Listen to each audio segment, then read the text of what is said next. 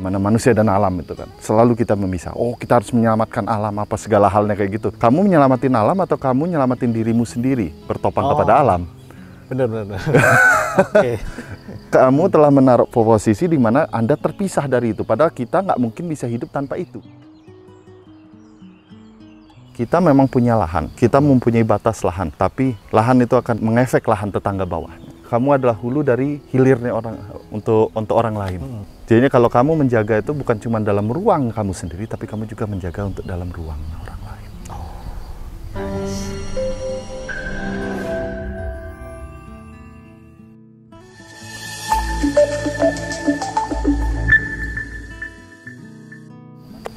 Halo warga Taniling, balik lagi bersama saya Rizky Pratama di channel Taniling TV.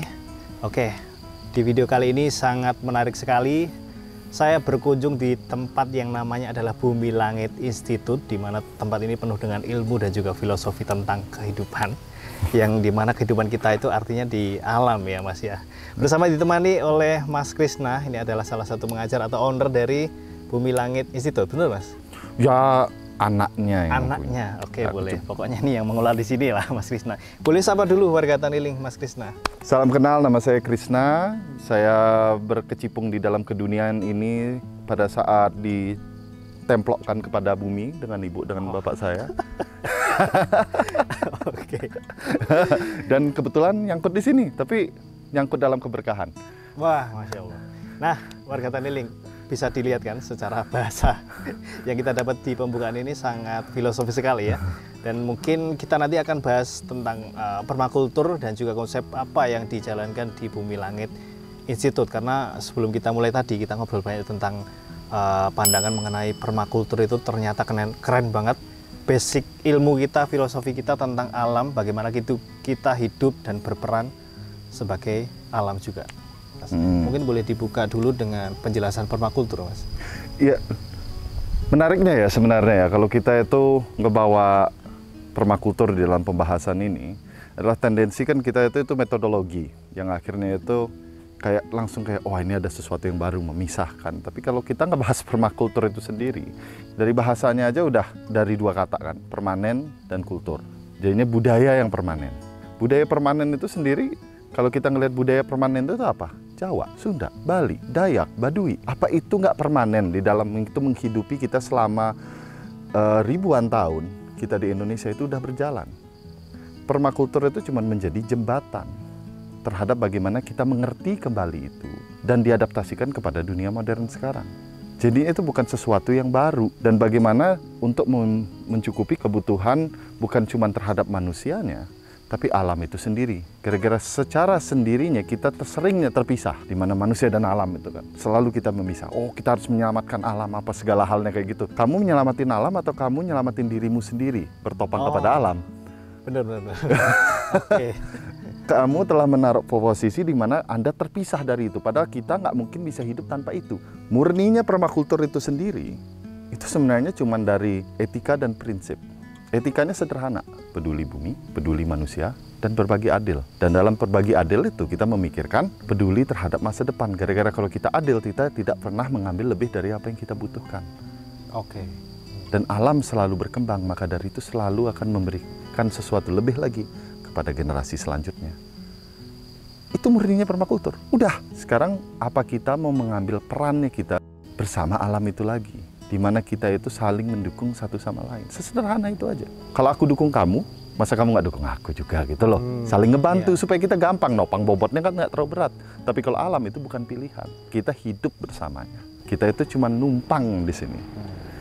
Kurang lebih seperti itu. Nah ini supaya jadi contoh. Gara-gara kalau nggak nanti filosofikal terus kan. Betul. Nah ini kan kita lagi berdiri. Ini ada ya kayak semak-semak gini lah. Ini di ujungnya Bumi Langit. Kita itu jadinya di batas ruang di mana betulnya lahan tetangga kita di sini. Tapi salah satu yang penting di dalam bagaimana permakultur itu implementasinya adalah sebenarnya dasar dari apapun kita mau bangun. Mau itu bangunan, pertanian, atau apapun. Adalah bagaimana kita menata tanah air. Nah jadinya ini aja. Ini kan kelihatan. Kayak nggak ada apa, kayak ya lahan. Tapi kalau aku jalan ke sini dikit aja. Kelihatan miring kan?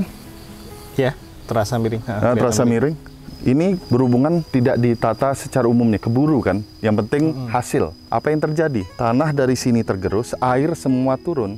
Dan yang terjadi di depan mata kita di sini. Dan ini akan melebar setiap tahun. Tanah kita hilang, air kita tidak teresap. Dan apa yang terjadi di situasi di daerah bumi langit di sini? Musim hujan banjir, musim kering kekeringan. Cuman sesederhana kita tidak menghormati bagaimana kita menata tanah dan air di lingkungannya kita. Kalau ngelihat orang-orang tradisi dulu, mereka meneras. Teras itu apa bentukan, garis yang ditarik sama manusia? Enggak, alam itu sendiri udah yang memberikan kita garis kontur itu, garis teras itu. Jadi kenapa di Bali itu bisa indah teras siringnya itu semua segala. Gimana orang Bali ngebuat indah kayak gitu? Gimana orang Sunda, Jawa dulu ngebuat kayak gitu? Ngikutin air. Dia ngikutin air, tanahnya ditarik jadi teras. Airnya jadi bisa ngeresep ke bawah. Kalau nggak ada manusia, pohon dan semak-semak yang menahan air itu. Tapi kalau dengan ada manusia, oh saya numpang, saya natain. Supaya saya juga bisa dapat hidup. Yang satu hal yang harus diingat kepada kita sebagai seorang masyarakat sekarang adalah kita memang punya lahan, kita mempunyai batas lahan, tapi lahan itu akan mengefek lahan tetangga bawahnya. Kamu adalah hulu dari hilirnya orang untuk orang lain. Jadi kalau kamu menjaga itu bukan cuma dalam ruang kamu sendiri, tapi kamu juga menjaga untuk dalam ruangnya orang lain. Oke. Oke, Nah, boleh. Sekarang kita ngelihat kebunnya, kebunnya kita. Boleh. Setahun bisa 2 kali panen, perawatan relatif mudah, dan potensi keuntungan mencapai ratusan juta rupiah. Bagi yang ingin memulai budidaya anggur tapi bingung mulai dari mana, jangan khawatir. Taniling menyusun e-book panduan praktis untuk budidaya anggur dari nol sampai panen. Dapatkan diskon khusus untuk pembelian hari ini, linknya ada di bio deskripsi. Tapi sebenarnya untuk tanaman-tanaman yang kayak ada pepaya sama pohon-pohon berkayu ini ya Mas ya, itu memang sebelumnya ada atau memang itu ditanam? Ada yang kita introduksi, ada yang udah aslinya tumbuh di sini. Oh, ketika ditanam itu gimana? Untuk konsepnya itu apakah ngasal ditanam di sini atau memang ada fungsinya? Ada perannya kan, jadinya balik lagi kan kita mengenalnya pola alam. Pola apa? Pola alam. Pola alam. Oh. Pola itu sendiri udah ada di alam. Jadi kalau kita ngelihat bagaimana kita nata, kita nirunya dari guru yang paling utama yang kita mau tiru, alam itu sendiri. Ya kalau kita nata itu, satu itu kalau misalnya ruang matahari penting. Ya kan? Matahari, bagaimana tata matahari untuk cahaya, untuk khususnya hortikulturnya kita. Tapi kalau misalnya dalam ruang pepohonan itu sendiri, kita ngelihat masuk hutan, pernah nggak ngelihat hutan cuma satu lapis kayak hutan pinus? Enggak. Yang hutan liar bener gitu loh. Lapis kan? Lapis. Kayak ada yang tinggi banget, ada yang tengahnya yang lebar, terus ada yang hidup di bawahnya lagi, terus ada yang di tanah lagi.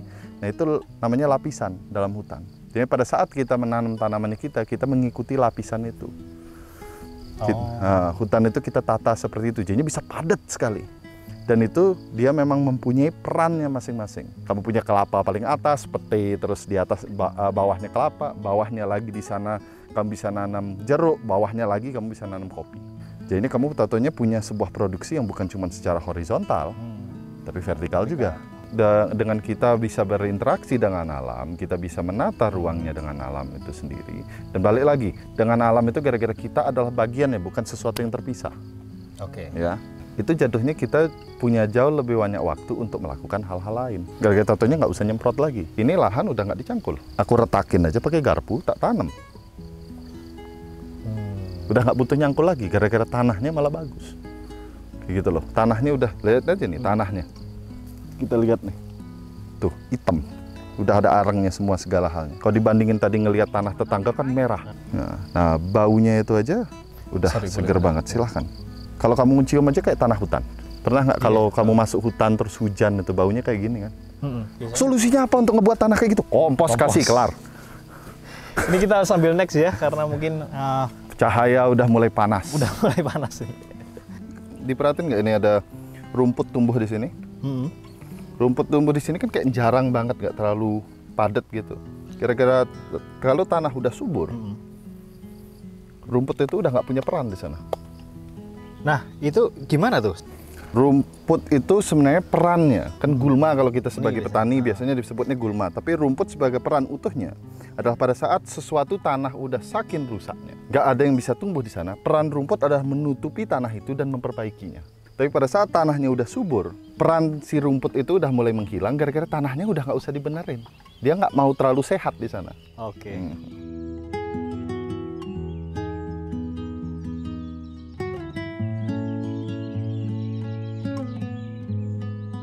Nah ini kalau secara luasannya sebenarnya berapa teman? Kan saya lihat itu luas banget ini tempatnya. Kita tempatnya jadi pelan-pelan, kayak awalnya itu 1,4, terus nambah sekarang 3,1.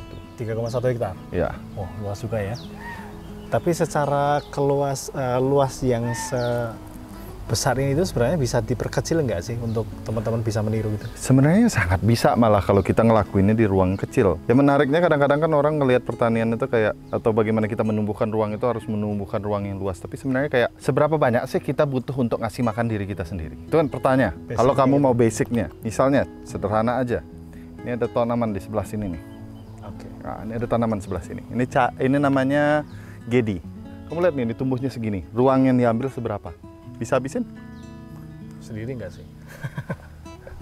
Ya kan? Oh. Butuh ruangnya itu nggak terlalu banyak sebenarnya kayak gitu loh. Untuk kita menumbuhkan kebutuhannya kita. Jadi kalau kita ngelihat di sini aja. Nah, ini sereh nih. Mau berapa pohon sereh sih kita butuh untuk kebutuhan rumah tangganya kita?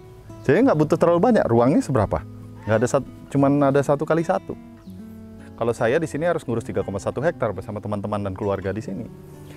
Tapi kalau kamu punya ruang yang kecil, kamu ngurus cuma ruang kecil itu. Ya, semua inputnya intensif di sana. Maka dari itu sebenarnya Anda malah akan punya kebun yang jauh lebih subur daripada aku di sini. Fokus ya? Ya gara-gara terfokus itu. Oke. Mungkin ini yang saya tebak daur ulang air. Benar. Sebuah keharusan atau enggak nih? Ini jatuhnya gini, kita di tanah yang sangat kering. Dan jatuhnya kalau kita ngebuang sebuah limbah, kembali ke kata yang tadi saya sebut, kita adalah hulu untuk orang lain. Dan kita, apapun yang kita lakukan akan ngefek ke bawah. Jadi kalau kita ngebuang limbah dan itu akan mengalir ke bawah, pentingnya itu apapun yang mengalir dari ruang kita itu bukan jadi malapetaka atau malah merusak ruangnya orang lain, tapi malah menjadi berkahnya untuk orang lain. Coba, ini ada baunya nggak? Oke. Ada baunya nggak nih? Enggak sih, bau air sih. Bau air aja kan? Ini air mandi. Cucian juga? Cucian juga. Air mandi, air cucian, semuanya. Ada baunya nggak? Enggak sih. Nggak ada kan? Ikan hidup kan? Hidup banyak nih, ikan kecil-kecil. Ini ada lelenya dalamnya. Nah, konsep filter airnya itu nanti ini sebenarnya itu filternya itu cuman gravitasi. Kita nanti ada ruang di mana kehidupan bakteri nanti bisa dikasih lihat dari ujungnya di sana. Kita akan merunutkan itu. Tapi untuk sementara ini ke sana, satu adalah filter tanamannya. Ini udah mulai fase terakhir. Kenapa kita kasih filter tanaman air kayak gini? Gara-gara kita akan balik kepada sistem air lagi. Ya kalau kita mau ke sistem air, fungsikan kayak bagaimana alam itu membersihkan air. Sungai kok bisa jernih? Itu aja pertanyaannya kita. Oke. Nah, jadi kita buat tanaman-tanamannya. Nah, nanti lari ke sini itu pergi ke kolam ikan yang ada di belakang tuh. Yang di belakang itu kolam ikannya kita. Di sana ikannya hidup, kita kasih daun, bebek juga hidup, tapi di sana itu juga kita pakai untuk ngerendam kayu. Nah, ini filternya kita. Ini. Sederhana, nggak kelihatan kayak apa kan, cuma kayak tumpukan batu doang. Iya. Kayak mau dipakai untuk bangunan kayak gitu. Ini jadi filternya cuma gini aja. Ini air sabun, nanti ada septic tank untuk pengendapan dikit. Setelah itu airnya ngalir ke sini. Kenapa kok batu sama tanaman? Batu ini kan ada permukaannya nih. Nah, permukaan ini nanti dihidupi dengan berbagai macam bakteri. Oke. Nah, bakteri ini dari mana? Udah dengan sendirinya pasti kejadi di sini. Kira-kira ada makanannya, mereka ngumpul. Sesederhana itu aja. Kita bisa kasih mungkin ekoenzim apa untuk mempercepat itu. Tapi setelah udah stabil, udah kelar. Dia ngalir lewat sini, masuk kolam yang di bawah sana, udah kelar. Mau mati listrik, mau apa, segala halnya ini berjalan terus. Nanti masuknya kan ke kebun. Kalau kebun masuk tanah sumber air nanti pakai namanya manusia bawah.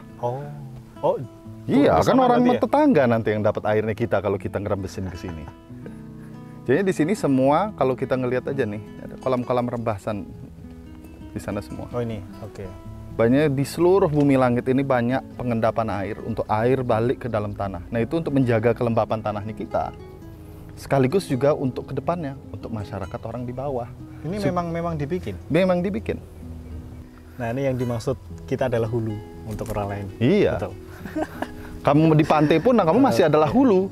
hulu untuk satu dunia, laut, nah, kan? Oke, next. Oke.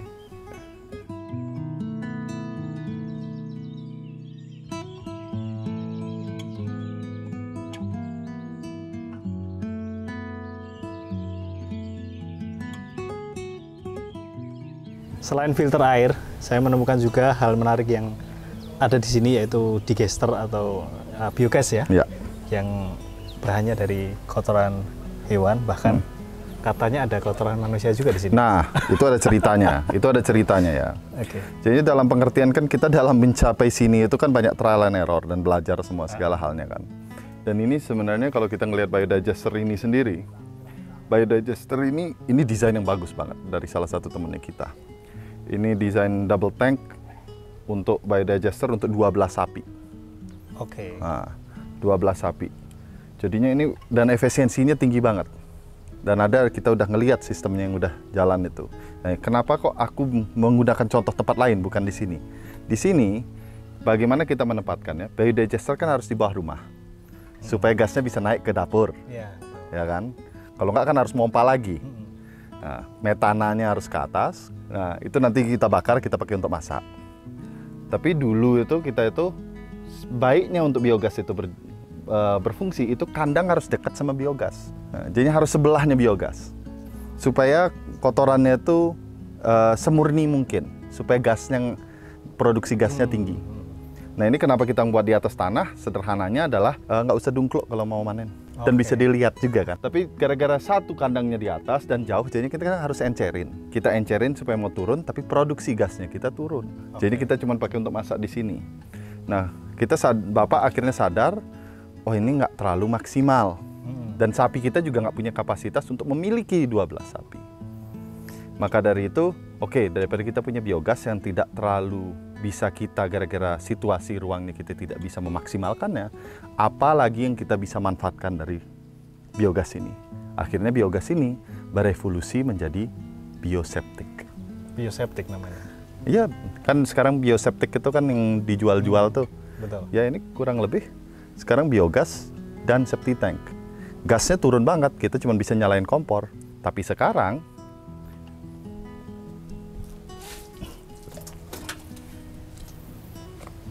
kita mengolah kotoran manusia sendiri. Ini ampasnya nih. Coba cium. Oke.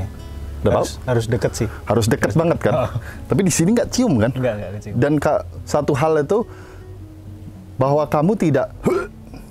Iya. Itu kan bukti gitu loh. Iya. Biasanya refleks ya. Iya, biasanya udah pasti refleks kayak gitu.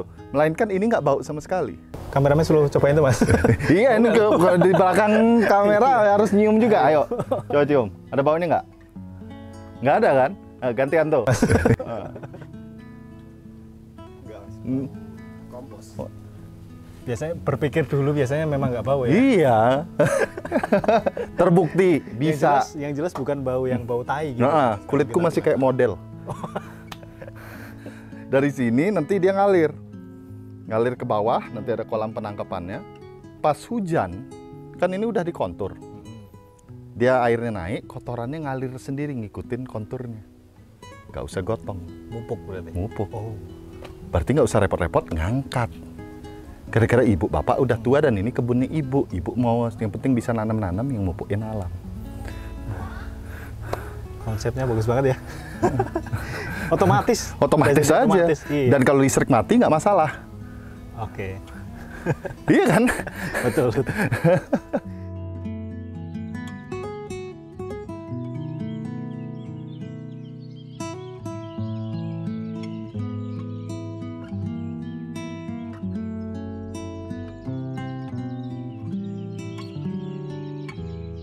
Oke, warga Taniling, mungkin butuh waktu yang lebih lama lagi ya untuk kita ngobrolin tentang Bumi Langit Institute ini ya. Cuman insya Allah nanti di lain waktu, kalau Mas Krisna longgar, kita juga bisa kita liput lagi tentang Bumi Langit Institute. Tapi yang saya ambil dari sini, permakultur itu ternyata sebuah prinsip ya Mas ya, atau lebih ke pendekatan. Jadi karena kita berbasis di pertanian, makanya pendekatan di pertanian itu ya dengan permakultur yang kita bahas tadi di awal. Oke Mas, boleh berikan saran atau mungkin kesimpulan dari kita obrolkan hari ini. Monggo. Permakultur itu untuk kita belajar kembali ke budaya kita, untuk kita mengenal kembali kan. Dan dalam pengertian itu sebuah metodologi yang akhirnya dipakainya itu kan untuk bagaimana kita menata ruang yang kita desain. Pertanian adalah dasar untuk kehidupan kita. Ya kalau nggak makan gimana juga kan. Dan itu jadinya itu bagaimana kita mempelajari dasar-dasar itu untuk menggali kembali kepada kebudayaan kita yang dulu kita udah selama ini hidup udah aman. Bahwa masyarakat kita sebelumnya itu udah daulat pangan. Dan pada saat itu kita ingin balik lagi ke daulat pangan. Untuk teman-teman mau ngelakuin dimanapun berada, mau kamu itu jangan pikir daulat itu untuk berdaulat untuk apa segalanya. Kalian semua mau di kota, mau di desa, mau petani, mau bisnismen, kalian mempunyai peran masing-masing untuk memiliki kesadaran ini. Dan untuk membangun di dalam ruangnya kalian. Apa permakultur bisa bantu atau apapun metodologi lain yang bisa membantu untuk kamu mengarah itu, monggo, pelajari. Tapi Anda mempunyai peran untuk membawa kehidupan manusia itu menyatu lagi kepada dasar kehidupan itu sendiri. Dan Bumi Langit, dan aku yakin teman-teman Taniling udah nyamperin banyak tempat lagi yang kayak gitu. Itu tempat yang pasti aku, paling nggak untuk Bumi Langit saya bisa ngomong, kita tempat yang terbuka. Mau nongol, nongkrong, nyelonong. Itu tempat untuk kita kalian berdiskusi, berbicara, dan kita akan berbagi.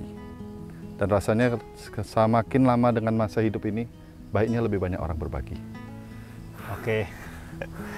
Oke, terima kasih Mas Krisna atas waktunya dan ilmunya. Semoga bermanfaat untuk kita semua dan menjadi berkah. Warga Taniling boleh juga main ke sini? Oh, sangat boleh. Langsung aja atau? Nyelonong aja. Nyelonong. Oke. Kayak nggak usah ngontak, nggak usah apa. Mau aku ke sana hari ini, udah. Aduh, nanti ketemu nggak? Datang aja. Oke. Nanti untuk alamatnya bisa search di Maps ya, Google Maps, Bumi Langit Institute ya, betul ya. Itu bisa kalian informasi, ada informasi tentang alamat dan juga mungkin kontaknya ada juga di situ. Tapi kalau ke sini langsung gas ya Mas ya. Langsung gas saja. Ya, sekali lagi terima kasih Mas Krisna, Warga Taniling. Jangan lupa like, komen, dan subscribe. Dan apabila ingin diskusi dengan Taniling mengenai apapun pertanian, peternakan, perikanan, bisa banget download aplikasi Taniling. Bisa banget kalian jualan juga di sana. Oke, terima kasih banyak.